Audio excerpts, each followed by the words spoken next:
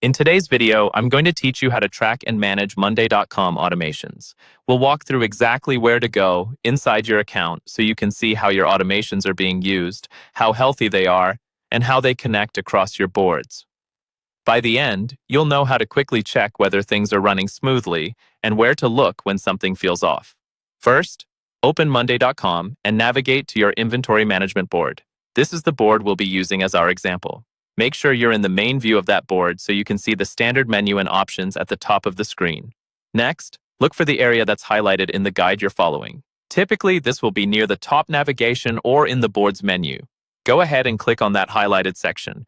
This opens up more advanced options related to your account and board performance. From here, locate and click on the tab labeled Usage.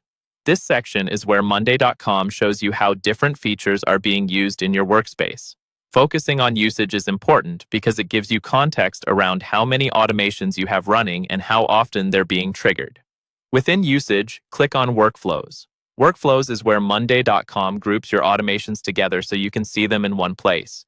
Think of this as your automation control center.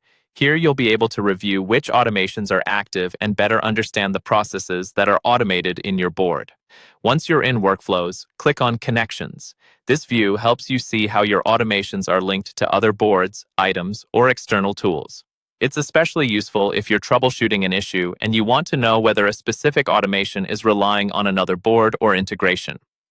After reviewing connections, move to the Health section by clicking on Health in the same area. The Health view is where you can monitor whether your automations are running successfully, failing, or hitting any limits. This is your early warning system. If something stops working, you'll often catch it here first. You'll see another highlighted area in the interface. Click that highlight to focus back on your inventory management board within this broader view. This filters what you're seeing so that all the usage, workflows, connections, and health details are specific to that board. Now, once again, click on Inventory Management to make sure that board is selected.